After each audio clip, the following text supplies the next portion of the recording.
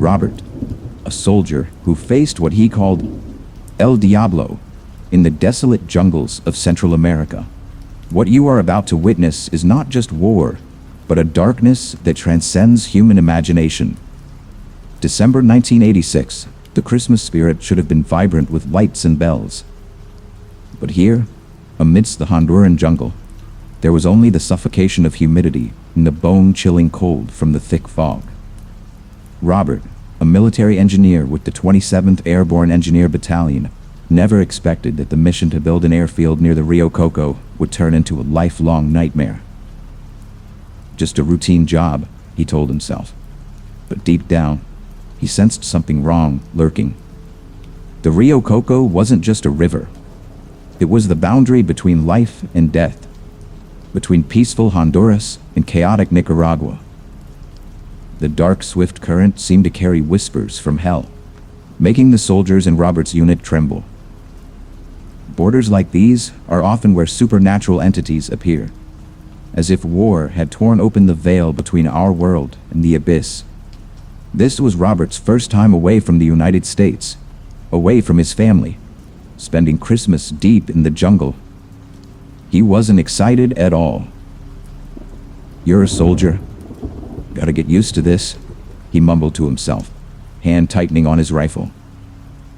But the cold didn't come from the weather, but from strange sounds echoing from the thickets, like the hoarse laughter of a predator observing its prey from the shadows. Robert's unit's mission seemed simple: build an airfield, support the Honduran army, and secure the border against threats from the Contras and Sandinistas. But this jungle was unlike any battlefield he had known. Dark shapes flickered through the fog, so fast he wasn't sure if they were real or just illusions. "Something's not right here," a comrade whispered, eyes glued to the empty space. Robert's story is one of the most haunting cases. He recounted that on his first night in Honduras, he heard a low growl, not of a wild animal, but of something larger, more ancient.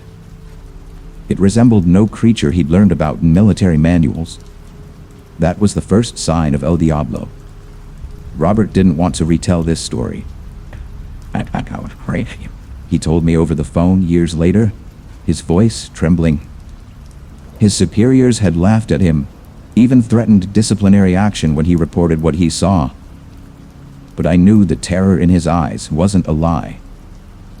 "I'm Robert," he began, "and I encountered something nobody would believe. A real demon in the flesh." That night, thick fog enveloped the camp like a living shroud, swallowing all light from the flickering oil lamps. Robert stood guard, his breath turning to white mist in the damp air. Suddenly, he heard footsteps, heavy, slow, as if a giant was approaching from afar. "Anyone there?" he shouted, but only the whistling wind answered, cold and menacing. Honduras in the 80s was a land of chaos, where the proxy war between the United States and the Soviet Union turned everything to dust. Nicaragua, across the river, was engulfed in fire and blood, with Sandinistas and Contras locked in endless conflict. But Robert wasn't afraid of guerrillas or bombs. He feared what hid in the jungle, something I suspect was a supernatural entity awakened by the chaos of war. Robert's unit came from Fort Bragg, trained to deal with tangible enemies. But El Diablo wasn't something they could shoot down with guns. One night, when the moon was hidden by clouds, Robert saw it. A tall, imposing figure, its eyes glowing red like embers, standing silently among the trees. "It looked right at me," he recounted, "and I swear, I felt my soul being pulled out of my body." Building the airfield near the village of Hamastron wasn't just an engineering project. It was a chilling warning sent to Nicaragua. Don't cross the line, unless you want to face hell. Only 15 miles from the border, its location was like a knife at the throat, ready to sever any invasive intent. This was classic psychological warfare, a power play the US military had mastered over centuries. The airfield wasn't just concrete and steel. It was a symbol of threat, a whisper on the wind that the enemy was being watched. I knew it well. Nicaragua wasn't the real danger here, but something waiting in the deep jungle, ready to exploit this chaos. Robert's unit was equipped with live ammunition, but their hands were tied by vague orders. The United States had not officially declared war on Nicaragua, creating a risky, legal gray area. "We weren't allowed to fire first," Robert told me, his voice still tinged with frustration. "But if something attacked from the darkness, I wasn't sure bullets would be enough to protect us." Self-defense was the only limit, a thin line between life and death. This situation recalled the early days of the Vietnam War, confusing rules of engagement, where a small mistake could lead to tragedy. But in Honduras, death didn't just come from visible enemies. Robert felt it, a cold presence, as if the jungle itself was breathing and watching his every step. Besides construction, Robert's battalion also had to patrol the border with Honduran soldiers, shows of force to intimidate the opposition. But every time they ventured deeper into the jungle, the air grew heavier. "Something's wrong," a Honduran soldier whispered, clutching the cross around his neck. They weren't just monitoring Contras. They were entering the territory of something far more ancient. Robert, a radio specialist from Tennessee, wasn't used to wielding picks and shovels. "I can drive a tractor if they need me to," he told me, forcing a smile. But his duty was to accompany the patrols, carrying his old radio like a talisman. Deep in the jungle, the crackling static was sometimes interrupted by strange sounds, like the hiss of a creature not of this world. The winding dirt roads near the Rio Coco were a nightmare for any patrol. Visibility was obscured by dense vegetation and thick fog, turning them into easy prey. "We were half blind," Robert recounted, "but I swear, sometimes I felt like I was being stared at. Not by people, but by something in the shadows." Intelligence from reconnaissance aircraft in the Soto Cano base often arrived late or was too vague to be useful. Suspicious vehicle near the river, unidentified group of individuals. Reports like these didn't prepare them for what was coming. Because border regions like the Rio Coco are often where supernatural entities manifest. In this time, they weren't just watching. One fateful morning, around 10:30 a.m., as Robert's patrol trudged along the dusty red road, the radio suddenly crackled. "There's a small boat." The voice on the other end came through, hesitant, or something like a boat, moving upstream, a few miles from you. The uncertainty in the voice made the hair on Robert's neck stand up. He knew this wasn't normal. They received orders to assemble at coordinates near the riverbank, approaching by land to verify. "Move it," Sergeant Perez yelled, his voice hoarse with tension. Robert quickly coordinated over the radio, heart pounding as the team jumped into their vehicle, speeding past dilapidated thatched huts. He wondered, if it's not a boat, then what the hell is waiting for us there? Updates over the radio only made things stranger. "It's moving erratically, sometimes fast, sometimes stopping," the crackling voice reported. "What is it?" a young soldier mumbled, eyes fixed on the deep jungle. Robert felt the unease spreading, not from Contras, but from something toying with them, like a cat playing with a mouse before the kill. "Base, clarify. Are there people on it? What's its size?" Robert shouted into the radio, trying to keep his voice steady, though his hands trembled. "No passengers sighted, no details clear." The reply came back, cold and vague. In such a sensitive area, lack of information wasn't just worrying. It was a sign of something terrible about to happen. "Roger. We're closing in. We'll report upon visual contact," Robert confirmed. But inside, fear had risen like a wild beast. When the vehicle stopped, 3 men stayed behind to guard it. While Robert, Sergeant Perez and 4 other soldiers plunged into the jungle, heading towards the riverbank half a mile away. The rustling leaves underfoot mingled with the whispers of the wind. Or was it something else waiting? As they neared the riverbank, the air grew heavy, as if the jungle itself was squeezing their chests. Robert saw the dark water of the Rio Coco glimmering through the trees, and in that moment, he heard a sound. Not a boat engine, but a low growl, like the laughter of the El Diablo he'd encountered in his previous nightmare. "It's here," he whispered, tightening his grip on his rifle, unsure if he was about to face man or demon. The horrifying truth hidden beneath nature's serene facade, the area near the Rio Coco riverbank wasn't as dense as deeper in the jungle. Open meadows stretched out, where sunlight shone but brought a feeling of emptiness, of unease. Robert's team couldn't hide easily, like prey exposed before an invisible hunter. They dashed through sparse thickets, crossing a cattle farm thick with the smell of earth and manure. 2 rows of sharp barbed wire scratched their uniforms as they passed, leading to an open field. "Hurry, no time," Sergeant Perez yelled, his voice hoarse with worry. Robert felt his heart pound, not just from running, but from the premonition that something awaited them ahead. The field had been cleared for cattle grazing, but its emptiness felt like a deadly invitation. Across it, 100 yards or so away, the Rio Coco flowed silently, its murky brown surface reflecting the dim light. I've read accounts that places like this, where humans interfere with nature, often awaken ancient entities, forgotten monsters from prehistoric times.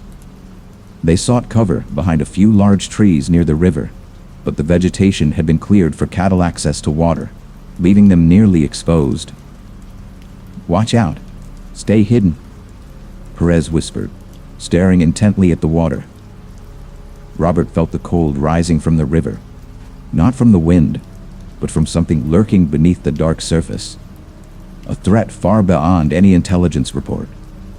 The patrol hugged the edge of the woods, maintaining a distance of 1626 feet from the riverbank to avoid detection. "Robert, over here," Perez signaled, his hand gripping his rifle as if it were his last refuge. "Wallace, down there, hold position." The rustling leaves underfoot mixed with their rapid breathing, but there was no sign of the boat the radio mentioned, only a terrifying silence enveloping them. Upstream, the water remained calm. The last radio report insisted the boat was still approaching, but no one saw anything but the quiet river. "Where is it?" a young soldier whispered, his voice trembling. Cold sweat trickled down Robert's spine. He knew if it wasn't appearing, perhaps it was already here, hiding somewhere in the jungle's shadows. They waited in silence, the tension suffocating. The chirping of insects suddenly ceased, as if the entire jungle held its breath with them. "Solo Whiskey 4, it must be coming from your direction. Report immediately if you see anything." The staticky radio voice crackled, but the sound only made the atmosphere heavier. Robert felt a cold draft brush his neck, like the breath of something standing right behind him. A few minutes passed, each second stretching into an eternity. Suddenly, Wallace let out a soft cry, his voice breaking with fear. "I see something. A dark object. There." Everyone turned, holding their breath, looking where he pointed. A dark shape materialized dimly on the water, slowly drifting closer. "What is that?" Robert mumbled, his hand trembling on the trigger, unsure if he was facing reality or a nightmare. "Is that what they told us to find?" Another soldier whispered, eyes wide. "Looks like a log, or a gator." But Perez shook his head, squinting.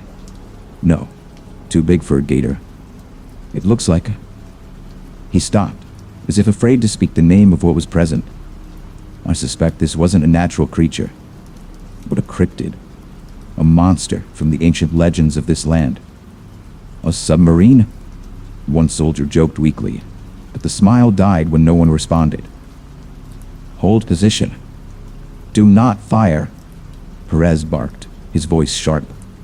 "No names over the radio. Absolutely no firing." Robert felt his heart skip a beat. Not because of the order, but because he realized this thing didn't need guns to kill them. It had chosen them as prey long ago. And then, from the murky brown water of the Rio Coco, it surfaced. Not a boat, not a log, not an alligator, but a giant snake of a size beyond human comprehension. Its body stretched for tens of yards, black scales shimmering faintly in the weak light, like a living nightmare stepping out of hell. "Dear God," Wallace screamed, his voice breaking in terror. "Look at those teeth." Another soldier cried out, pointing a trembling finger towards the monster's gaping maw, where razor-sharp fangs flashed like knives. Its eyes, cold, soulless, yet gleaming with cruel intelligence, swept over the cattle on the bank. I had heard stories of giant snakes in Central American mythology, but this was the first time one manifested in flesh and blood. It's choosing its prey," Robert stammered, feeling the blood freeze in his veins. The snake wasn't rushing. It observed, calculated, like a seasoned predator savoring the fear of its quarry before striking. A low growl rumbled from its throat, mingling with the sound of the flowing water, leaving the entire patrol paralyzed in horror. Suddenly, with terrifying, impossible speed, the snake lunged onto the bank, its massive body slithering across the ground like a black whirlwind. It aimed straight for a hapless cow grazing nearby, its wide-open jaws engulfing the prey in an instant. "It's dragging it into the water," Wallace yelled, his eyes wide as he watched the cow get pulled into the river, leaving only pathetic bellows echoing in the air. "What the hell is this?" one soldier screamed, his voice lost in sheer terror, as if he had just witnessed the gates of hell opening. And I can tell you, what they faced wasn't just a creature.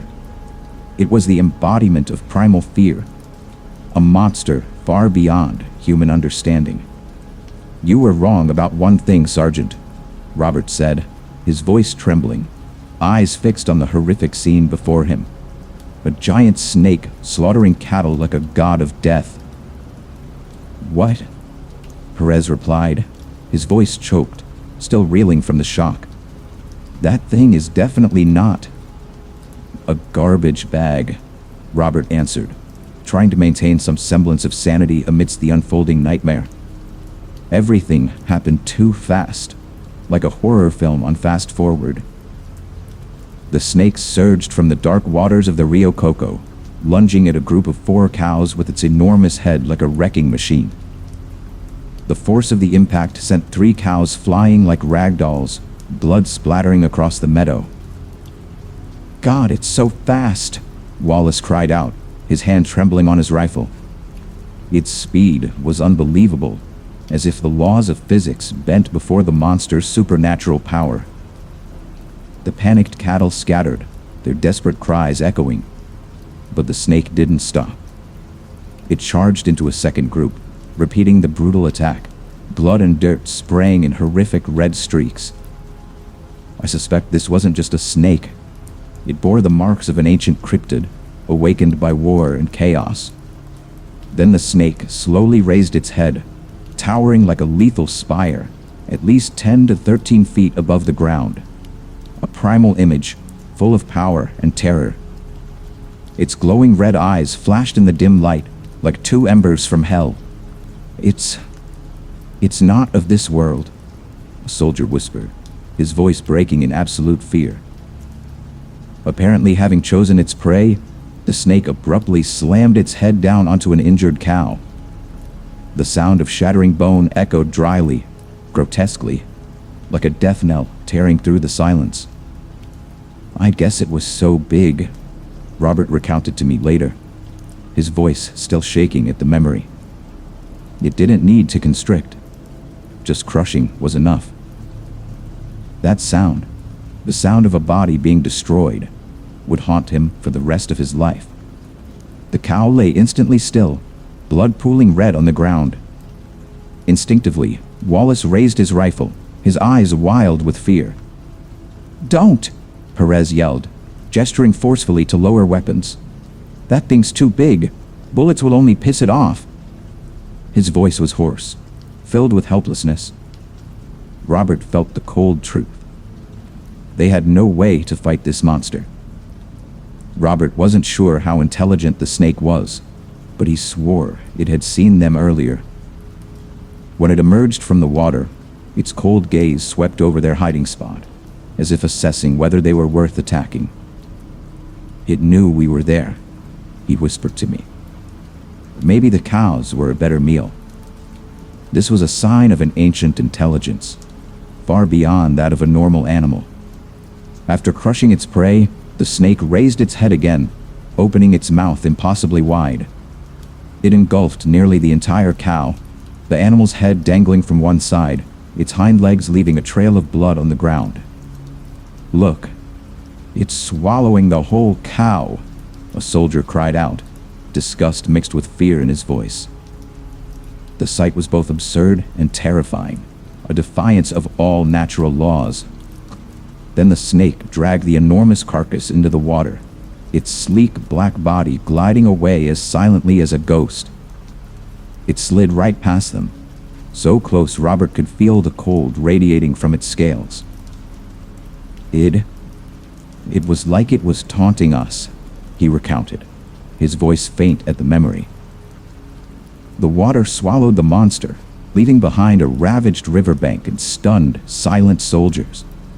When the snake disappeared, they stood frozen in heavy silence, staring at the now calm water as if nothing had happened. The wind whistling through the meadow sounded like the hoarse laughter of an unseen entity. "We have to get out of here now," Robert thought, his legs trembling, wanting to run back to the truck and escape this deadly land. It was an absolute nightmare, a blatant violation of every natural law Robert had ever known. Primal fear surged within him, as if he had just touched upon a terrible secret of the universe. "I can't believe that thing exists," he told me later, his eyes still reflecting the horror. But deep down, he knew he had seen the truth, a truth no one wanted to face. "But you know us soldiers," Robert chuckled grimly as he recounted. Despite the overwhelming fear, a morbid curiosity won out. They wanted to understand, to know what that monster was, even if it might lead them to their deaths. Encounters like these naturally leave a permanent mark on the human psyche, a scar that never heals. After the giant snake vanished, Robert's team began discussing, or rather, fiercely arguing, about its actual size. 50 feet, one shouted. "No, it had to be 100 feet, another countered. No one agreed, but they all trembled, thinking about the monster that had just slithered past them. 3 soldiers, still gripped by morbid curiosity, decided to measure. They paced from the riverbank to the spot where they remembered the snake's head being when its tail disappeared underwater. 31 paces, one counted. 33 here, said the second. 34, the last concluded. Based on the rough soldier's pace count, they estimated it was 75 to 80 feet long, an insane figure, far beyond any scientific record, as if they had just touched a living legend. On the meadow, only the injured cows remained, legs broken, moaning pitifully in the fading sunlight. "It'll come back," a soldier whispered, eyes darting towards the dark river. "My previous research indicates that creatures like this don't just hunt. They mark territory, and Robert's team might have unknowingly entered its domain." Fear surged again, stronger than ever. "All right, that's enough," Sergeant Perez yelled, his voice cutting through the heavy air. "Let's go. Right now." Curiosity vanished, replaced by the instinct for survival. They headed back to the truck. Footsteps hurried on the red earth. But Robert felt the snake's cold eyes still watching from beneath the water, like an unfinished warning. On the way, Robert's radio suddenly crackled. "Have you spotted the boat yet?" Bass asked, the voice monotone, oblivious. Robert glanced at Perez, heart pounding. "Tell them we'll report when we reach the vehicle," Perez ordered, his eyes betraying his unease. He knew no one at base would believe what they had just witnessed. Or worse, they wouldn't want to believe. When they reached the truck, Perez began reporting over the radio, his voice trembling as he described the giant snake. But before he could finish, a cold voice cut him off. "Maintain absolute radio silence on this incident. Return to Sotocano base immediately for debriefing. Each man submit an individual report." The order was sharp as a knife, hitting them like cold water, stunning the whole team into silence. The drive back to Sotocano was agonizingly long, not just because of the distance, but because of the heavy atmosphere. The engine's roar mingled with ragged breaths, but no one dared speak. They heard what Perez said, Robert thought, and they don't want this getting out. It seemed superiors might have known about entities like this for a long time, and they would do anything to conceal the truth. "Maybe they thought we were joking on the radio," one soldier mumbled. No one laughed. A bad feeling descended upon them like a dark shroud. They weren't just dealing with the snake, but with a military secret that could swallow them whole. Robert felt his throat go dry, as if he had just stepped into a new nightmare. Upon arriving at the base, no relief awaited them. A group of men in uniform stood ready, faces stern as stone statues. An American major led them, his eyes sharp and cold, flanked by 2 Honduran officers and a civilian man, possibly a local informant. "They're not happy," Robert whispered to Wallace, but no one dared meet their gaze. "We'd been chewed out before," Robert recounted to me, "but this was different." Seeing the worried looks we exchanged, I knew this wasn't simple. Names were called out one by one, each man led away like a prisoner. When it was Robert's turn, he felt his heart pound violently, as if he were about to enter a secret trial. Robert was escorted to a car. The door opened coldly. A lieutenant and 2 other soldiers got in with him, none speaking. The air inside was thick with tension, the smell of sweat and cigarettes mingling with invisible fear. It felt very ominous, he recounted, like I wasn't a soldier anymore, but a witness who needed to be silenced. The car drove to an area behind the base, far from the main runway, where the light faded and shadows dominated. I'd heard of places like this, hidden corners of military bases where truths are buried. The car stopped before a small, nondescript building, but its very plainness made it more terrifying. Robert was escorted inside, his steps heavy on the cold concrete floor. The door slammed shut behind him, the click of the lock echoing like a sentence being passed. What do they want from me? He wondered. But deep down, he knew. The snake wasn't the only secret here. Something larger, darker, awaited him in this room. Robert was led down a dark hallway to a room at the end, on the right. The room was stark, empty except for a few chairs and an old table. But its simplicity radiated a chilling coldness, like a tomb waiting to bury the truth. What unsettled Robert wasn't the emptiness, but that the room had only one door and no windows. A single yellow bulb hung suspended from the ceiling, its dim light casting down like the gaze of an invisible interrogator. This is where they imprison the truth, he thought, heart pounding as he stepped inside. I know it well. Rooms like these are often where horrifying secrets are suffocated. Another major was waiting at the head of the table, eyes narrowed sharply, scrutinizing Robert like a predator. The lieutenant motioned for him to sit opposite, and as he settled onto the hard chair, The others quietly took positions on either side of the table. No one spoke. The silence was heavy as a stone on Robert's chest, their gazes piercing him, as if trying to extract something he didn't know. Robert wondered if he should speak first, but the Major broke the silence. "All right. What happened out there, Private?" His voice was flat, cold as steel, devoid of emotion. "Tell me everything." Robert swallowed hard, feeling like he was standing before a secret tribunal, where words could be the knife that ended him. "Sir, my patrol team." Robert began, his voice trembling, but trying to stay coherent. He recounted everything from leaving the vehicle to the sight of the giant snake appearing like a waking nightmare. The Major listened, his eyes sharpening as he requested, "Don't leave out a single detail." Robert felt the chill from that gaze. Not curiosity, but suspicion lurking. Throughout his story, no one in the room spoke. No one moved. Pure hell, Robert thought silently.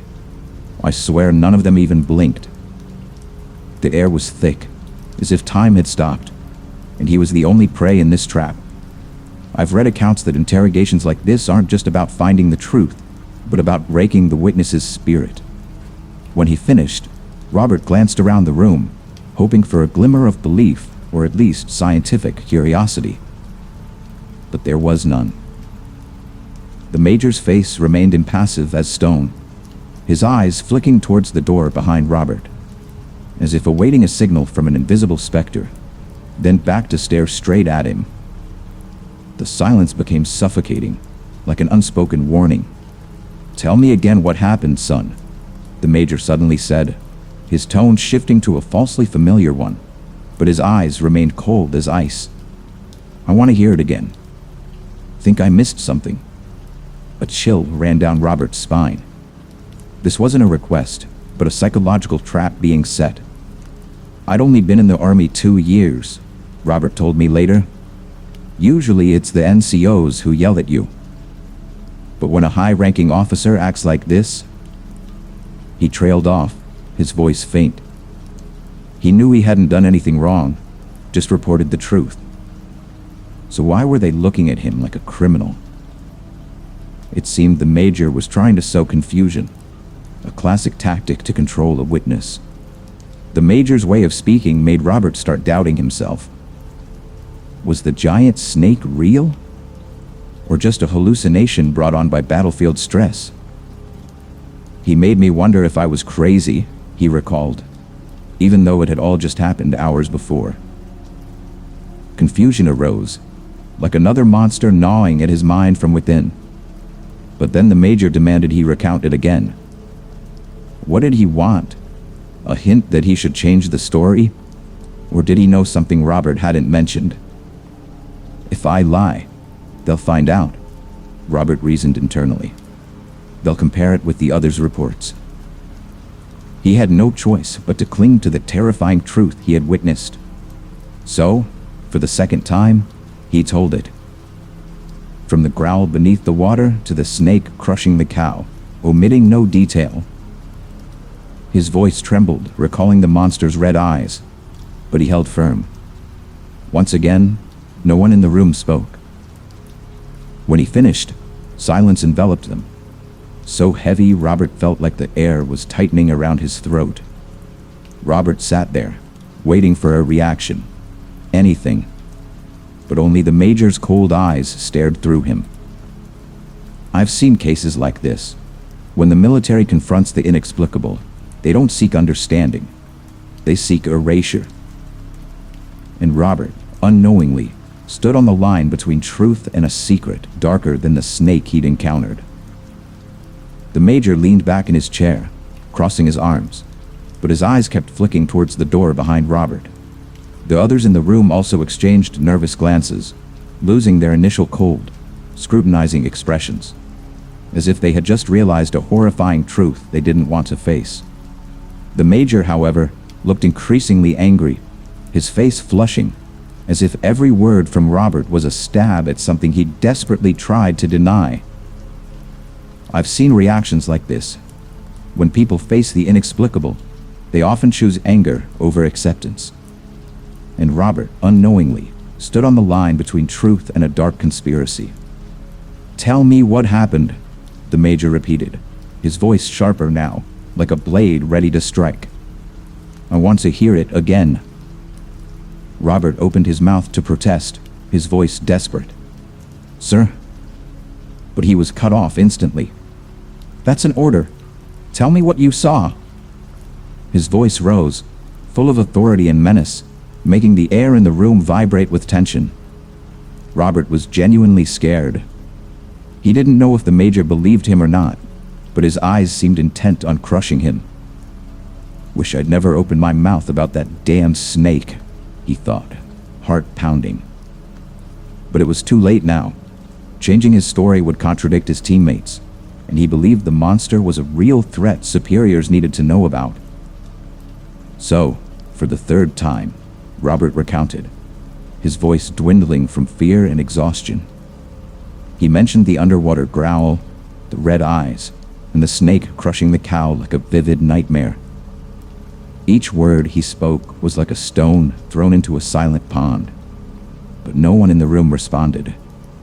Only the major's sharp eyes bored into him like a drill. A long silence followed, so heavy Robert found it hard to breathe. Then suddenly, the major stood up, walked out of the room, and slammed the door shut. His voice echoed from the hallway, loud and angry, speaking to someone in Spanish. Robert strained to listen, heart pounding as he recognized the voice. Not fluent, but enough to frighten him. Robert's Spanish wasn't good, but he caught a few words. Rio Coco, agua water, comer eat. Simple words, but in this context, they sounded like curses. They're talking about the snake eating the cow, he guessed, or about it almost eating us. A chill ran down his spine as he imagined those giant teeth closing around him. Then he heard the voice of a Honduran officer, deep and haunting. El Diablo. Robert knew that word meant the devil. Next came muertos, dead, repeated several times, like a deathly refrain. I have researched El Diablo extensively. It's not just a name. It symbolizes supernatural entities in Central American lore, and its appearance often coincides with death. The Honduran spoke more, while the major only replied with short cease, as if reluctantly agreeing to a horrifying truth. El Diablo was mentioned again, this time in a lower, almost whispering tone. Robert wished he understood more Spanish. He felt like he was standing before a terrible secret, holding only one piece of the puzzle. Finally, the major returned, walking heavily towards the head of the table but not sitting down. He leaned forward, planting both hands on the table, eyes blazing like fire. Then he began to speak, his voice thundering, full of rage, tearing apart the suffocating silence. Robert felt like he was being swept away by a hurricane, with no escape. For the next 10 minutes, the major unleashed his fury upon Robert. "You're completely wrong about everything," he roared, his voice indignant. It was just a large anaconda, 20 feet max. A blatant denial, reducing the monster's true size to triviality. Robert was stunned. Was he distorting the truth, or did he genuinely not believe him? But sir, it was at least 75 feet long, or... Robert wanted to scream, but he sat silently, hands clenched under the table. I know the military often does this, turning supernatural phenomena into something explainable, to keep everything under control. But the major's eyes told a different story. He was afraid, and the anger was just a mask for that fear. When the major stopped, breathing heavily, Robert felt a tiny flicker of hope. Maybe he was right not to change his story. Maybe they would believe him. But then he turned back to look at him, eyes cold as ice. You will not speak of this again. Understand? It wasn't a question. It was a threat, and Robert knew the truth about El Diablo would be buried forever. The Major sneered, his voice dripping with mockery. "You're mistaken, Robert. That thing in the snake's mouth was just a dog, definitely not a full-grown cow." He emphasized each word, as if trying to crush Robert's horrific memory with a brazen denial. He ridiculed Robert relentlessly, turning the sight of the giant snake into a ludicrous farce. "A 75-foot snake? You think you're telling fairy tales?" The Major laughed loudly, but the sound held no mirth. It was cold, like an echo from a tomb. Robert felt heat rise in his face, but he dared not resist the Major's fury. "You fabricated everything," the Major accused, his voice sharp as a knife. "We saw nothing unusual, just some leaves and branches floating on the river." The lie was frighteningly smooth, as if he had prepared a script to erase the truth. The Major leaned closer, eyes blazing. "Your stupid story could ruin diplomatic relations with Honduras. Do you want to be seen as a saboteur?" It was the political card, a familiar tactic to silence the truth. Robert felt his heart clench. He wasn't just facing the snake, but a system ready to crush him to protect its interests. "If you insist the snake was over 75 feet, the Major threatened, his voice dropping low and menacing, "you'll pay dearly. Falsifying an official report, or worse." He didn't elaborate, but Robert understood. Article 15 or a court-martial hung over him like a scythe. Career, freedom, all could vanish just because he dared speak the truth. Robert felt desperate, suffocatingly helpless. He had no power to argue with a high-ranking officer like the Major. Change the story or be destroyed. The message was clear as daylight. "You're a fool," the Major concluded, slumping back into his chair, face tense. "Don't throw away your career over nonsense like this." At this point, Robert noticed all eyes in the room were no longer on him. They stared at the Major, shocked by his outburst. But no one dared speak, as if afraid of being drawn into his vortex of anger. The silence wasn't agreement, but the fear of punishment for knowing too much. A minute of heavy silence passed, the air thick enough to choke them all. Then the Major leaned forward again, his voice calmer now but still laden with threat. "Last time. Tell me what you saw." His eyes locked onto Robert, like a predator ready to pounce if its prey dared resist again. With the weight of the threat pressing down on him, Robert bowed his head, whispering a completely different story. "We only saw logs and brush floating on the river," he said, each word a stab to his own self-respect. He knew he was betraying the truth, but he had no other choice. "Before leaving, we saw a normal snake," he continued, his voice faint. "It carried off a small animal, maybe a rabbit or an unlucky dog." The lie slipped smoothly from his lips, but a wave of nausea churned inside him.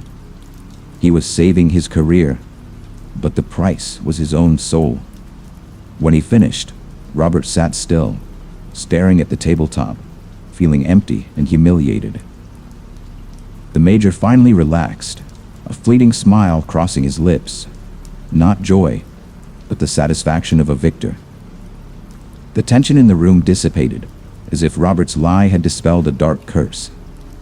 The Major stood up, thanking Robert for his time in a casual tone, then walked out the door as if nothing had happened. But as he turned down the hall, Robert overheard faintly, "Don't forget those audio tapes."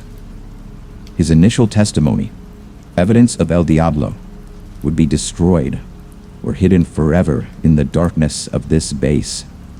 The lieutenant finally spoke, his voice full of sarcasm. "Feeling better now, Specialist?" Robert didn't answer, just sat there, feeling like he'd sold his soul to another demon. Not the snake in the river, but the system ready to bury the truth. Ethan, knew this moment would haunt him forever. A a scar deeper than any battlefield wound. Robert just shrugged, speechless, his mind reeling with unanswered questions. What happens next? What will they do to me? He felt like a trapped animal, unsure when the blade would fall. He was escorted outside, the dim light of Sotokano base illuminating his pale face. A vehicle took him back to the initial drop-off point, and he was told he would return to the camp at the airfield construction site. But the cold order followed. Do not discuss the incident with anyone, including those who were with you. The gag order felt like a noose tightening around his neck. Another vehicle appeared shortly after, and Robert was told to get in. He climbed aboard, heart pounding as he realized he was alone.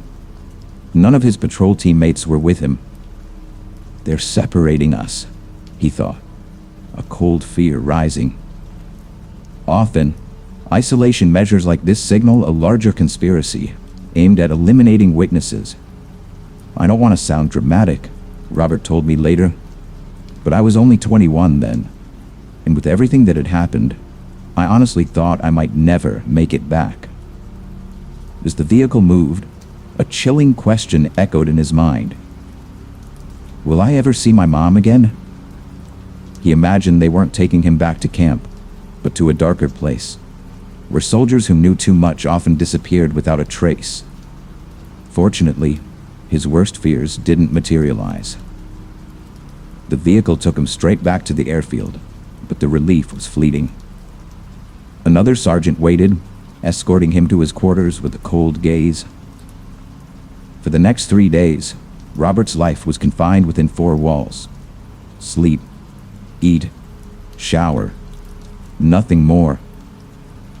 He felt like a ghost trapped in a cage, no one mentioning what had happened. 3 long days passed in isolation and anxiety, like an unspoken sentence. Then he was taken back to Sotokano again, put on a plane bound for Fort Bragg. As he boarded, he noticed the cabin was nearly empty, only a few scattered individuals. A Honduran soldier in uniform, a sergeant with 3 stripes and a rocker, sat a few rows behind him. The plane took off, the engine's roar mingling with Robert's racing heartbeat. Once they reached cruising altitude, the Honduran soldier stood up and approached him. He leaned down, whispering softly, "May I sit beside you?" Robert nodded, but internally he was tense as a drawn bowstring. Was this another military trap to test him? "So, you saw the devil," the Honduran soldier said, his eyes gleaming with meaning, looking straight at Robert. "And he saw you too." His voice was low, as if sharing an ancient secret. Robert felt his blood run cold. El Diablo wasn't just his private nightmare, but a real entity whispered about by locals. "You must be a good man," the soldier continued, his voice tinged with awe, "because he did not eat you that day. You are very lucky. Many people disappear along the Coco River when the devil is hungry." Robert was stunned, unable to believe his ears. Part of him wanted to believe this was the truth, that the giant snake wasn't a hallucination, but a horror known and feared by Hondurans for ages. But after everything he'd just endured, the threats, the interrogation, the pressure from the major, Robert remained wary.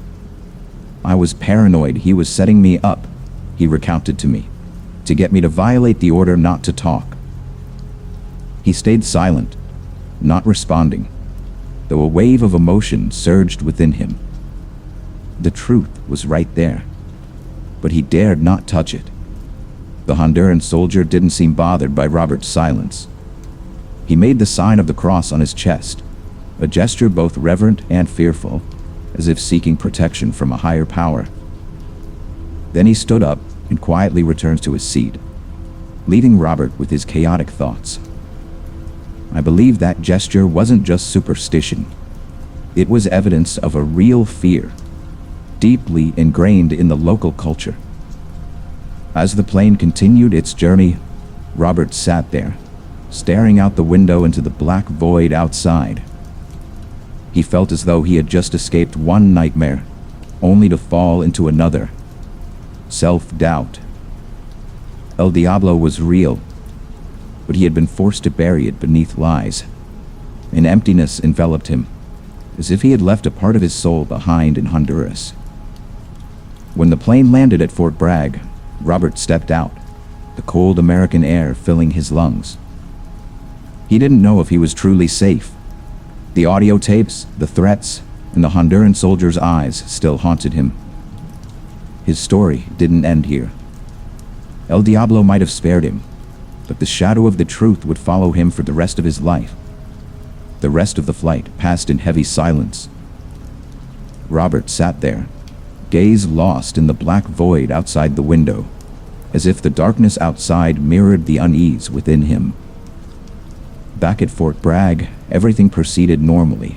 No incidents, no fuss. But something felt off. I wouldn't say I was ostracized, Robert told me, his voice low. But the atmosphere was different. Like someone had whispered something to command about me. Averted gazes, cold nods, all felt like invisible warnings that he had been marked. Just 1 month later, Robert was abruptly transferred to Fort Campbell, Kentucky, suspiciously close to his Tennessee home. I'd only served 2 years, he said. Sudden transfers like this usually happen when there's a problem. Harassment, assault, or to erase a black mark. He felt like he'd been given an escape ticket, but the price was constant suspicion gnawing at his mind. Professor Ethan, don't you find that strange? Robert asked me, his eyes filled with bewilderment. Sending me closest to home, like a favor for keeping quiet. He suspected command had done it intentionally, a tacit thank you for obeying orders. But then he realized something else. Instead of being in the barracks with roommates, he was assigned a small apartment alone, a privilege he didn't deserve. I wondered if it was another way to isolate me, Robert mused, so I wouldn't have anyone to tell that crazy story to. The isolation wasn't just a reward. It was a sophisticated cage, keeping him under control. I've seen measures like this. When the military can't erase a witness, they isolate him from the world. At Fort Campbell, ironically, Robert faced a series of other strange experiences. Stories I will analyze later. To me, he said, his voice heavy with emotion, that's just how the world works. Weird things happen, and we can't always explain them. But in his heart, El Diablo never left. It became a haunting shadow throughout his life. Robert admitted he researched giant snakes for years afterward, an obsession he couldn't shake. He scoured books, listened to rumors from the old jungles of Central America, and even read through sealed military reports he could access. I needed to know what it was, he whispered to me, as if understanding El Diablo would return the part of his soul he'd lost. Besides the rare documented 30-foot anacondas, science had discovered fossils of Titanoboa in Colombia, a giant snake from prehistoric times. But even that discovery was accidental, when coal miners unintentionally unearthed a few bones. They only had a short time before the machinery destroyed everything, I explained, and what remained were just a few vertebrae. No skull, not a complete skeleton. Based on comparisons with modern snakes, scientists estimated Titanoboa was about 45 feet long, living 60 million years ago. I'm no scientist, Robert said, his voice full of skepticism. But I know what we saw wasn't from 60 million years ago. It was there, just a few decades ago, alive and terrifying. The 75-80-foot size he estimated far exceeded any record, challenging modern science. Could it be a descendant of Titanoboa? Robert wondered. Or a completely different species, never discovered. I suspect El Diablo isn't just a natural creature. It bears supernatural markings, an entity awakened by the blood and chaos of war. The words of the Honduran soldier on the plane still echoed. He saw you. "You are very lucky," that soldier had said, "because the devil did not eat you." Robert remembered his eyes. Not superstitious, but certain, like someone who had witnessed too much loss. "Many people disappear along the Coco River," he had whispered, "when he is hungry." If he was right, then the people of Honduras still live in fear of El Diablo today, a ghost that never rests. As he finished his story, Robert paused, leaving a heavy silence. "I don't blame them," he said, his voice low and sad. "Living next to something like that, who wouldn't be afraid?" He looked at me, eyes full of unspoken questions. Does El Diablo truly exist, or is it just his private nightmare?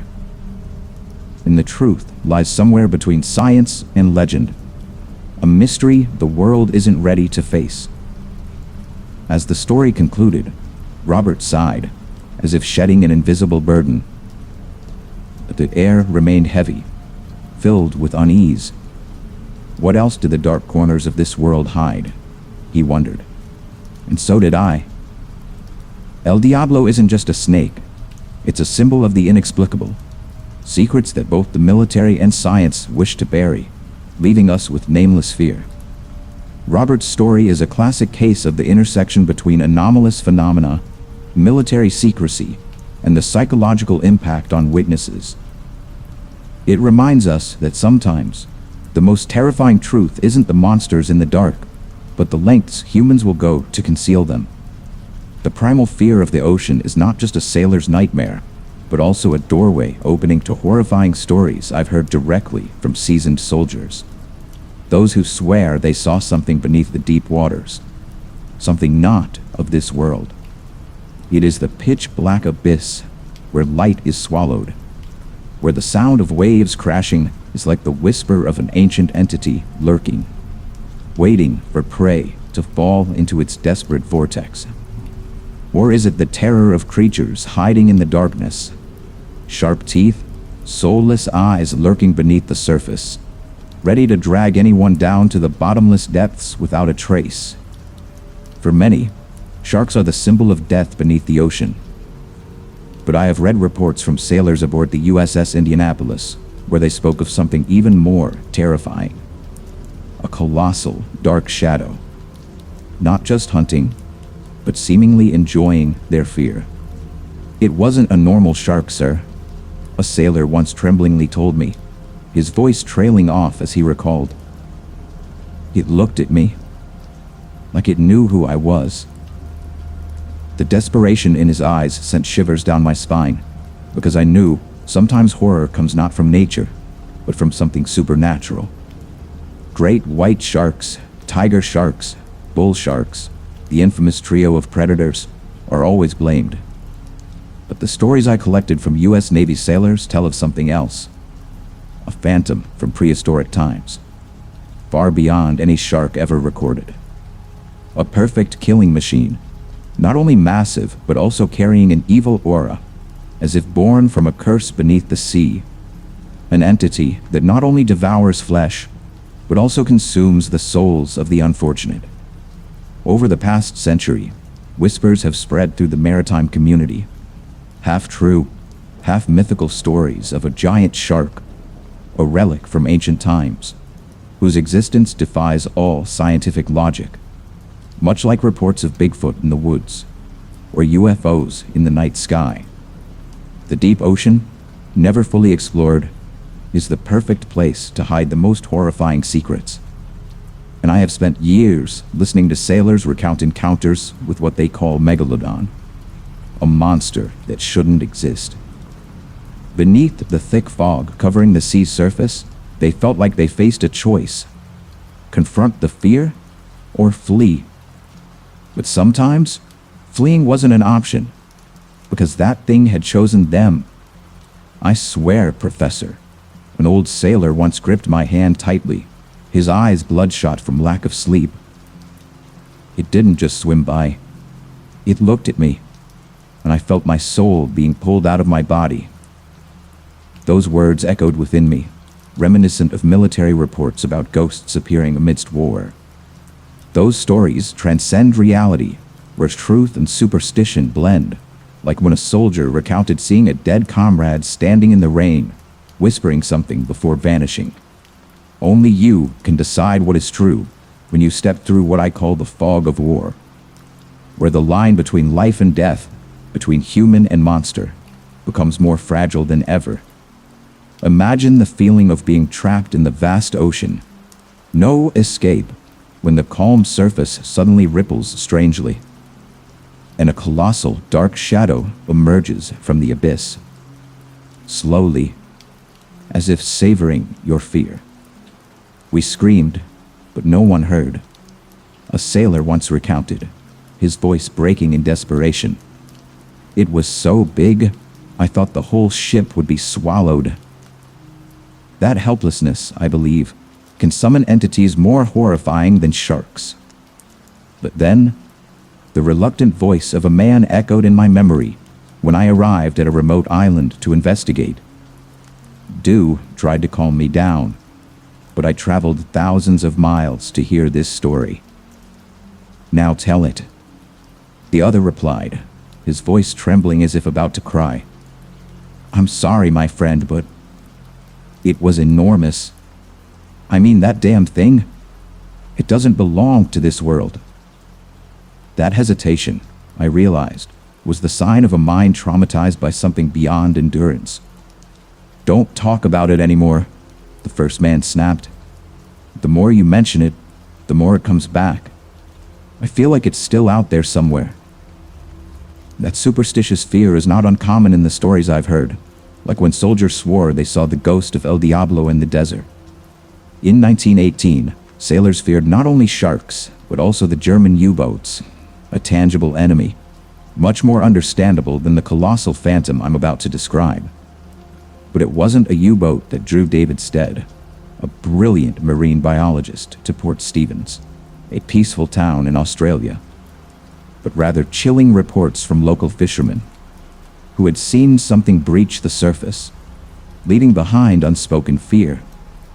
They recounted that while checking lobster traps, a colossal shadow glided beneath their boats, and the sound of the water breaking was like the roar of a monster from hell, making their hearts stop for a moment. Stead, with the patience of a scientist, tried to extract information from the trembling fishermen, but they refused to go back to sea, refused even to recount the tale. Terror had locked their tongues, much like the soldiers I interviewed after seeing ghosts on the battlefield. Finally, one spoke up, his voice raspy. It took the whole trap, wood and steel shattered like paper. I swear it wasn't a shark. It was a devil. That account made Stead shudder, and I, reading it again, also felt a chill. That monster didn't just appear once. It lingered around the town, devouring lobster traps, as if toying with humans, before vanishing into the deep water, leaving behind a haunting that never faded. It was hundreds of feet long, a fisherman shouted when Stead pressed them for a description. Bigger than our boat. Those numbers might be exaggerated, but I've seen similar reports from the military. Things science couldn't explain. Stead wondered, late at night in Port Stephens. Could it be Megalodon, a phantom from prehistoric times, still surviving in the ocean's darkness? That question hung in the air, like the sound of waves hitting the shore, full of mystery and horror. Stead's book, Sharks and Rays of Australian Seas, recorded this event, shaking the scientific community, because a man like him wouldn't easily believe in fiction, just like when I read a UFO report from a military general.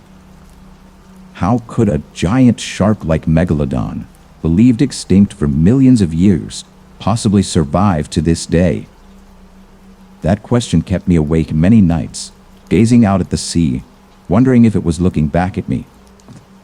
Megalodon's reign began 20 million years ago, but if it still lives, hidden in the abyss, then perhaps, just perhaps, the ocean still holds secrets humanity is not ready to face.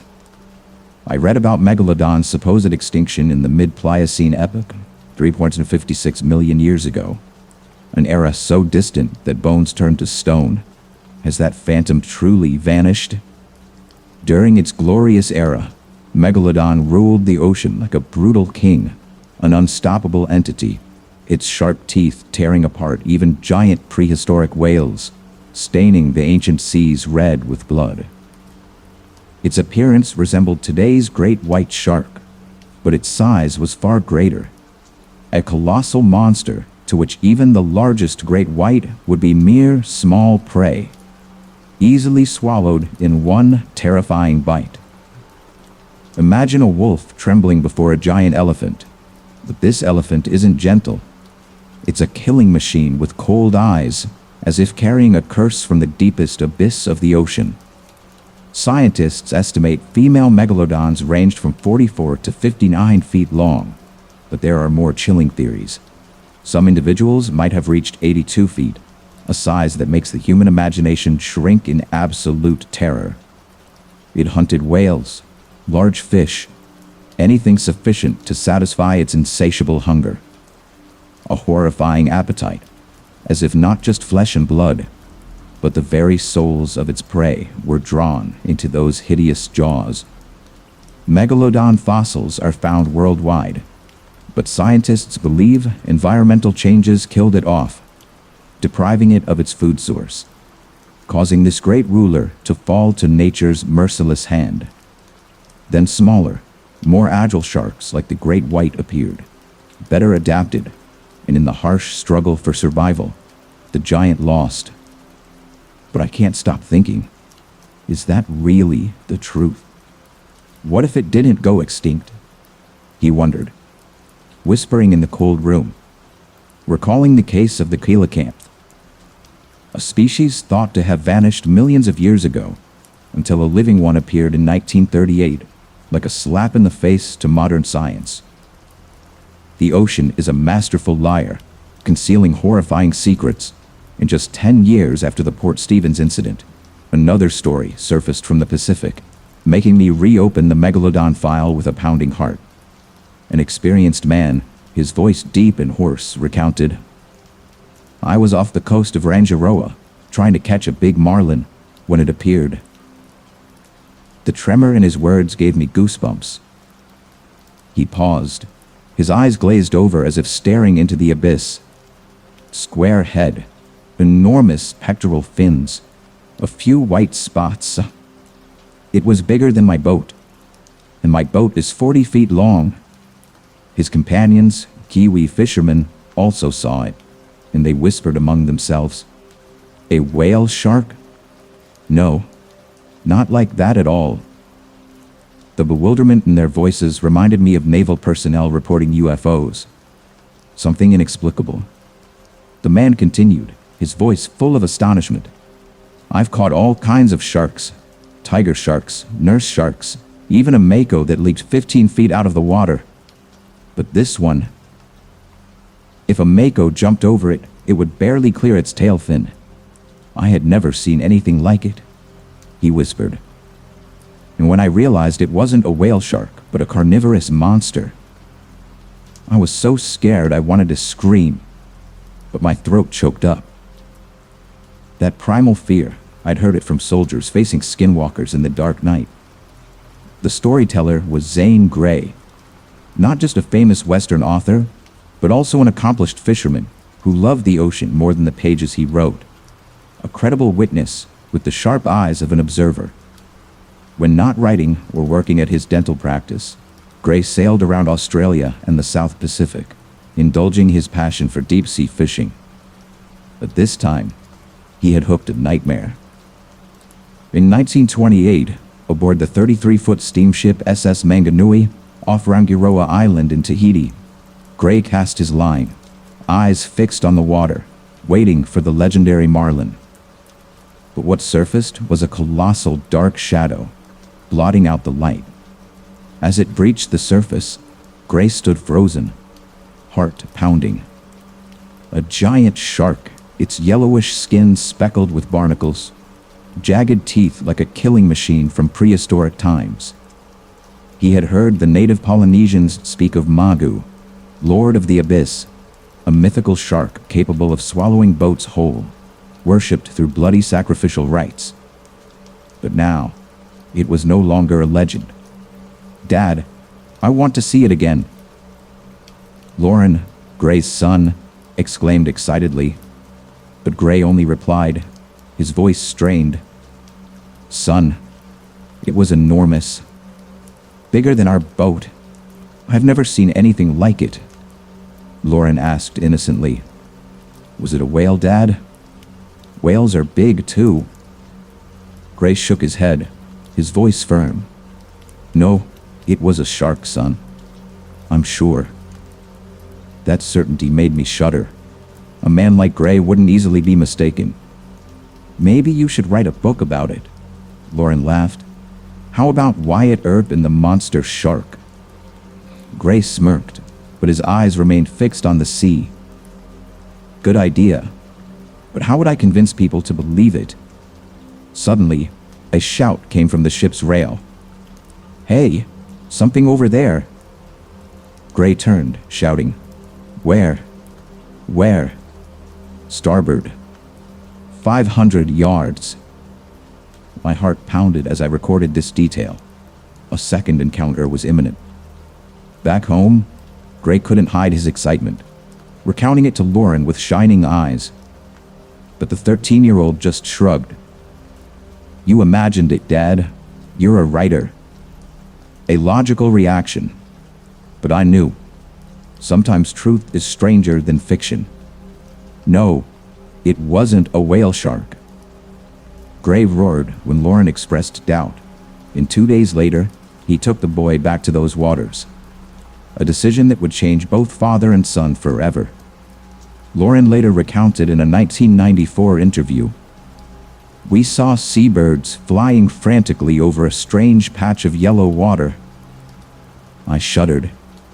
Reading this line, as such signs often herald the appearance of something terrifying from beneath the sea. The water rippled, the air grew heavy, and Gray whispered to Lauren, See? It's still there. Silence enveloped them. Only the sound of waves lapping like a warning from the abyss. If Megalodon still lives, hiding in the darkness, then how many more secrets await our confrontation? That night, he dreamed of a colossal shadow rising from the water, its milky white eyes staring straight at him, and a roar from its sharp teeth echoed. We never left. A dream? Or a prophecy? That patch of yellow water? Was it the giant shark swimming just below the surface? It wasn't a whale shark. The confirmation from the once skeptical boy made my heart beat faster.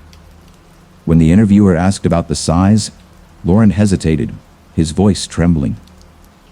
The tail? It rose out of the water at least 10 feet high. I'd never seen anything like it. A detail that made even me, who has read hundreds of horror reports, shudder. Did you guys steer the boat closer? The interviewer asked curiously. Lauren nodded, his eyes still seeming to see that phantom. I looked straight down at it. Its head was as wide as a room, and from head to tail, at least 50 feet. It didn't seem real. The haunting tone in his voice reminded me of soldiers describing ghosts on the battlefield. Right beneath the clear water, amidst the screeching seagulls, the monster appeared. A giant shark, beyond all imagination, like something stepping out of the 13-year-old boy's nightmare, turning legend into horrifying reality. In Tales of Tahitian Waters, published in 1931, Zane Grey recorded the second encounter with frightening detail. When the enormous brown tail rose in the ship's wake, I knew instantly it was a monster shark, not something I had ever caught. It was described with a huge round head at least 10 to 12 feet wide, if not more. Its eyes were not of this world. Could they have been the eyes of a supernatural entity? Gray asserted. This yellow, barnacle-speckled monster was at least 40 or 50 feet long, a phantom from prehistoric times. The numbers matched his son's account, chilling me when I thought about its true size. He emphasized, as if to dispel all doubt, it was not a whale shark. That species is purplish blue-white, brown spotted with a narrow head. But this thing, it was a predator, something ancient and brutal. That elimination reminded me of how the military distinguishes UFOs from regular aircraft. So what was it?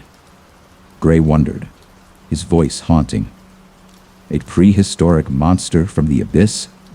Something science hasn't dared to confront? The question hung there, like the waves crashing in the dark night, inviting me to dig deeper. After the Gray's account, the ocean seemed to fall silent. No more reports of giant sharks for decades, as if it hid itself, waiting. Or perhaps those who saw it dared not speak, fearing they'd be called crazy. But then, at the end of the 20th century, in the South Pacific waters near India, U.S. Navy sailors faced another mystery, where military discipline and modern equipment unintentionally recorded the unexplainable. On deck, a young sailor joked, "Water, water, water. Oh, look, more water." His voice echoed amidst the monotony of the watch. But I knew, such stillness often foreshadows something terrible. Another replied sarcastically, "Almost like you're in the Navy, huh?" Laughter erupted, but no one suspected that just minutes later, they would be screaming in terror. The young sailor continued, "The recruiter said I'd see the world. Well, this is part of the world. All water." But then, his voice trailed off as a dark shadow glided beneath the waves.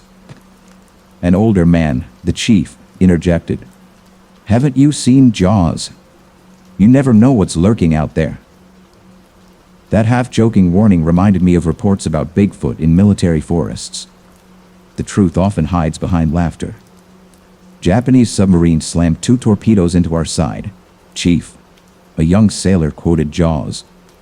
"We'd just delivered the bomb from Tinian Island." The chief chuckled. "Well, at least you know the movie." "But what's that?" A strange sound interrupted. "Just a pod of dolphins," a sailor said, looking out at the sea. "Whoa, look at them swim. Wish I was that fast." But then, his tone changed. "Huh? Something's not right. I've never seen dolphins act like this," he whispered. "It's like they're running from something." The panic of animals is a sign I often saw in military files. Danger approaching. Suddenly, a scream pierced the air. "Oh my God! What the hell is that? Is that a whale?" That scream tore through the space, and I knew they had just seen something not of this world. In the late 90s, in the Indian Ocean, a U.S. Navy petty officer stood on the bridge wing with 2 shipmates, scanning the horizon en route to Goa. A seemingly normal day, until the water erupted. A loud, heavy splash sounded, and the petty officer looked down from the railing, seeing the familiar pod of dolphins breaking the waves. But this time, they weren't playing, but swimming erratically, as if pursued by an invisible phantom. "They've been following us for days," he said to his shipmate. "Fun to watch."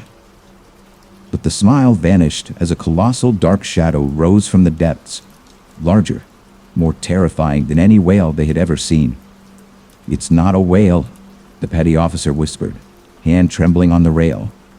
"Its head is as wide as the deck, and the tail, my God, it's at least 60 feet long." The terror in his voice reminded me of Lauren Gray's account. The water churned, seagulls screamed overhead, and the monster glided beneath the ship, yellow skin speckled with barnacles, jagged teeth like a killing machine from prehistoric times. A megalodon, or something worse. "Shoot it!" a sailor yelled, but the chief roared back. "No, we don't know what it is." That helplessness reminded me of UFO reports, facing something beyond control. The ship shuddered slightly as the shadow dove, leaving the sea strangely calm, but no one dared breathe deeply. They knew it was still there, lurking in the abyss, waiting for the next moment. "I swear, I saw its eye," a sailor whispered later, his voice trailing off. "It wasn't just looking at us. It wanted us to know it was there." That account made me shudder, because I had heard similar things from soldiers encountering demons in the desert. If it was Megalodon, why did it appear near a military vessel? Or was it not just a shark, but something carrying a curse from the ancient ocean? The ocean remained silent, but I know stories like this are just the beginning. How many more sailors have seen it, and how many chose silence, taking their fear to the grave? The graceful dolphins suddenly panicked, breaking formation, swimming erratically as if hunted by an invisible phantom, a sign I knew too well, foretelling the appearance of something terrible. Then they saw it. From beneath the white-capped waves, a pitch-black shadow rose, charging straight towards the dolphin pod, so large that space itself seemed to shrink under its menacing presence. Initially, the petty officer thought it was a whale, but when the massive dorsal fin broke the surface, rising at least 10 feet high, his heart nearly stopped. No shark on Earth could possess such size, or rather, no shark should exist like that. "Must be a whale," he told himself in panic, but his eyes widened as he realized the truth. No, impossible. This is a shark. Maybe an orca attacking the dolphins? But that fin didn't resemble a killer whale's. It was too large, too primitive, like a relic from prehistoric times just risen from the abyss. And then, the distinctive head emerged, a dolphin clamped tightly in its jaws, blood staining the sea surface red. That sight dispelled all doubt, replaced instead by absolute terror as the petty officer faced the bloody truth. "I saw that head, and the whale theory vanished," he recounted to me in an interview, his voice still trembling. "I grew up in the Florida Keys, seen all kinds of sharks, tiger, bull, everything. But this was a shark, no mistaking it. Its head resembled a tiger shark's," he described. "Eyes glazed, it surfaced, and we watched it devour the dolphin. Blood sprayed everywhere, like a brutal ritual from hell. The scene reminded me of reports about cryptid monsters in deep forests. Although the incident wasn't officially logged in the ship's records, likely noted only as an unidentified whale sighting to avoid trouble, the petty officer revealed the ship's sonar had detected the monster, and the result was chilling.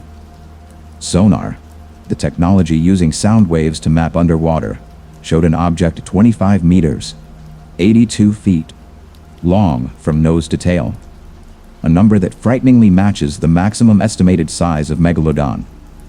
Making me wonder, is modern technology revealing a legend? "Maybe the dolphins interfered with the signal," he said, but his voice trailed off. "But 82 feet. It matches Megalodon too well. I can't explain it." That coincidence sent shivers down my spine, as I'd seen similar numbers in classified military files. The petty officer, after 15 years of service, recounted the story in January 2000 to Animal X, his voice haunting. I stood there, watching it disappear beneath the waves, but I felt like it was still there, watching us. Testimony from a serviceman always grabs my attention. Mainstream science refutes it. Megalodon couldn't survive to the present day, not even in the deep Mariana Trench. With modern sonar and satellites, it couldn't hide. But I know the ocean is a master of horrifying secrets. "They've been wrong before," he whispered in the night, remembering the coelacanth, a species thought extinct until its appearance in 1938. So why couldn't Megalodon do the same? Another story surfaced in his mind. HMS Challenger, in the 1870s, dredged up 2 megalodon teeth from the seabed. A chance discovery, but one that opened a door to unanswered questions. In 1959, paleontologist Vladimir Chernesky claimed those teeth were only 11,000 and 24,000 years old. If true, Megalodon lived alongside early humans under the Stone Age moon, a thought that chilled me to the bone. But the manganese dioxide dating method can be flawed, scientists countered. It makes fossils appear younger than they are. Even so, I couldn't shake the feeling that the truth was being buried beneath the waves. If not Megalodon, then what did they see? An unknown giant shark species? Or has Megalodon evolved, hiding in the ocean's darkness? In 2003, filmmaker David Riggs led an expedition to Bremer Bay, Australia, armed with modern technology to hunt the ancient phantom. And I knew what they found could change everything. Back on the Navy ship, the petty officer yelled, "Shoot it!" But the chief roared back, "No, we don't know what it is." That helplessness reminded me of soldiers facing UFOs, powerless against something beyond understanding. The monster dove. The sea surface returned to calm, but no one dared breathe deeply. "I saw its eye," a sailor whispered. "It was milky white, like a ghost underwater." Those words reminded me of reports about ghosts in the desert. "It didn't just eat the dolphin," the petty officer added, his voice trembling. "It looked at us, like it wanted us to know who it was." That intelligence made me wonder, could this be a supernatural entity disguised as a shark? Sonar confirmed 82 feet, the size of Megalodon. But if it wasn't Megalodon, what was it? That night, he dreamed the monster rose, its sharp teeth clamping onto the ship, and a roar from the abyss echoed. We never left. The dream jolted him awake, cold sweat pouring down. "I've seen plenty of strange things in the military," the petty officer told me.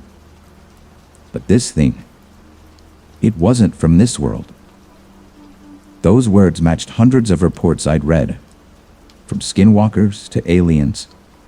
The ocean is silent, but I know every wave hides a secret. And those sailors, like the fishermen before them, were just the lucky ones who survived to tell the tale. If Chernesky was right, he whispered, then Megalodon saw our ancestors hunting under the moonlight. So what is it doing to us now? The question made his heart race. David Riggs and his expedition might hold the key. But if they find Megalodon, is humanity ready to face it? Or will we become the next prey? I turned back to the report page from Bremer Bay, where researchers aim to attach electronic tags to great white sharks, devices like airplane black boxes, to unveil the secrets of their migration routes in the hidden world beneath their waves. The tiny tags, attached to the shark's cartilage, promise to reveal depth, temperature, and even mysteries that even I, with decades of supernatural research, had never touched. But this time, they told a horrifying story beyond imagination. A female great white shark, nearly 10 feet long, healthy and formidable, was tagged during the expedition, an apex predator. But its fate became a nightmare that haunted the scientists. 4 months later, the tag washed ashore on an Australian beach, and initially, they thought it had just fallen off. But when the data was downloaded, it wasn't an accident, but the trace of a kill. The data showed the shark swimming at a depth of 900 feet, normally as any other day, until 4 a.m. on Christmas Eve, when it suddenly plunged at terrifying speed, straight down the edge of the continental shelf, stopping at 1,900 feet, as if dragged down by an invisible force. Stranger still, the temperature didn't drop as usual in the cold depths, but soared from 40.6 degrees straight to 70.8 . It was inside something, a researcher whispered in the documentary footage, voice trembling. And I knew That was the sign of a brutal predator. Something ate the great white shark. Not injured, not natural death, but devoured, along with the tag. What could kill a 10-foot shark? A researcher yelled in the film, voice full of bewilderment. It wasn't a whale, not an orca, but a super predator. That question echoed in my mind, like a roar from the abyss. The tag maintained a temperature of 78 degrees Celsius for 8 days, moving erratically between depths of 300 feet and the surface before being expelled. The predator still lived, still lurked, and I wondered, did it know it was being tracked? The scientists concluded it might have been a larger great white shark, cannibalizing its own kind. A plausible theory. But I, with my experience in supernatural entities, felt something was wrong, like a missing puzzle piece.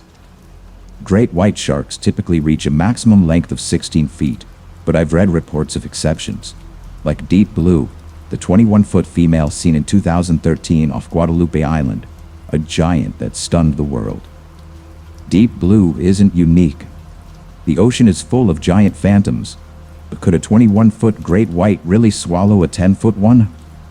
It could be a larger great white, a researcher said in the film, voice hesitant. But we're not sure. This data, it's just too strange. That unease reminded me of UFO reports. Science always tries to explain, but sometimes fails. In the end, they admitted, the incident is a mystery. The ocean, deep and unexplored, is like a realm where even I, with hundreds of X-Files, have only scratched the surface. What did it? A great white? Or an ancient phantom like Megalodon still hiding in the abyss? The question hung there, like the waves crashing in the dark night. I've seen great whites, an old sailor told me, his eyes clouded by memory. But this thing, it didn't just eat. It wanted us to be afraid. Those words reminded me of entities like Skinwalkers. Not just hunting, but spreading terror. The ocean is deeper than the surface of the moon, and I know every wave hides a secret. Could Megalodon be lurking? An ancient king still reigning in the darkness, awaiting the moment to rise? If it was Megalodon, then the great white was just an appetizer. And us? What would we be in its eyes? The thought sent a chill down my spine. That night, he dreamed the ship was swallowed by a colossal shadow, sharp teeth glinting in the water, and a roar from the abyss echoed, "I am still here." The dream jolted him awake, drenched in sweat. The data doesn't lie, a researcher whispered in the film. But it doesn't tell the whole story either. There's something out there, and we don't know what it is. That helplessness reminded me of soldiers facing demons in the desert. What do you think? Does Megalodon really exist, or are we just facing another phantom, one not yet named in the books? The question invites contemplation, but offers no answer. We mentioned them in the USS Indianapolis episode, he continued. But this time, it's clearly a more special kind of shark. Something that sends shivers down your spine just thinking about it. Whatever it is, the ocean remains a mystery. And I bet, somewhere out there, Megalodon or something similar is laughing at us. A haunting conclusion, leaving an echo in the darkness. There was one time we were fin swimming during the day in Kaneohe Bay, Hawaii. A memory I can't forget. He sensed the chill hidden behind those words. It was a Saturday, the person wrote. Everyone else had the day off, but we recon Marines still had to train. No days off, just sweat and seawater. That harshness reminded me of military missions facing the unknown. They were thrown into the water, the mission simple yet brutal. Swim 547 yards out to a buoy, circle it, then return. A standard physical training exercise. But this time, the ocean had other plans. We got in the water, wearing inflated rucksacks, fully clothed, life preservers, he recounted. Pushing the waterproof bag in front, tiring work under the glaring sun. I pictured the scene, sweat mixing with salt water. I had my goggles on my head, but wasn't using them. Water splashing in my face, goggles fogging up. Constantly wiping them was annoying. But then Jeff, the guy swimming ahead of me, suddenly stopped, his face pale as a ghost. That terror made my heart pound. The swim leader approached, yelling, "Jeff, what's wrong?" Jeff turned, eyes wide, whispering, "Dude, look down." Those words were like a curse, pulling him into the abyss of fear. I put my goggles on, looked down, and there, several feet below, hundreds of hammerhead sharks darted about, like a horde of monsters from hell, swimming right beneath our feet.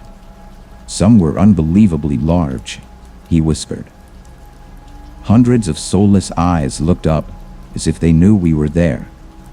A sight both majestic and blood-curdling. I'd read reports of similar creatures, and that feeling wasn't unfamiliar. I didn't know what to do, he said. We were helpless, floating on the surface, with an army of sharks below, like a warning from the ocean that we didn't belong here. A safety kayak glided over, paddled by the staff sergeant, who yelled, "What's going on, guys? Why aren't you swimming?" His voice was chillingly calm, as if nothing was unusual. We yelled back, the narrator recounted.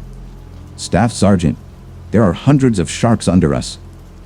But he just shrugged. "Yeah, it's their mating season. They won't bother you. Keep swimming." The order was cold, like a bullet fired into their fear. "Nobody told us beforehand," he whispered. "Maybe they knew we'd refuse to get in the water if we knew the truth. But it was too late now. We had to swim through that hell." That callousness reminded me of missions where risks were concealed. We kept swimming, each kick of the fins like a prayer, hoping not to be dragged down by sharp teeth. But strangely, they left us alone. Luck? Or were they just toying with their prey? Jeff later got a Hawaiian-style hammerhead shark tattooed on his shoulder. He chuckled softly. We teased him that it looked like, well, a penis. That was his way of dealing with the fear. Dark humor, something I often saw in survivors of horror. Hundreds of hammerheads. A natural phenomenon or a supernatural sign? Could something larger be controlling them from the darkness? I've heard soldiers talk about dark shapes underwater. No one dared look long, but everyone felt it, like a lurking entity. Those words were recorded about undersea creatures. If it was mating season, why didn't they attack? Or were they restrained by something more terrifying, hidden beneath the waves? The ocean never tells all its secrets. They survived, but I bet something bigger is waiting out there. Those words reminded me of the sonar report about Megalodon. We talked about them in the USS Indianapolis episode, but this time in Kaneohe Bay, it's a different story. An experience that chills you to the bone when you recall it. In the military, I didn't encounter many sharks. He laughed. I did a lot of fin swimming as a recon Marine, often at night. The darkness hides everything, and maybe that's what saved me. But that time in Hawaii, I saw them. Hundreds of hammerheads, like an army from the abyss. I don't know how I survived. My buddies used to talk about the dark shapes underwater. No one dared look long, but everyone felt it, like a spirit lurking in the night. Those words match reports about creatures I've read. Did I ever swim past something bigger without knowing? Or did it see me, but decide to spare my life? Anyway, thanks for watching. Thank you, channel members, supporters, and may God be with you, whatever you're facing. See you in the next episode. an emotional farewell.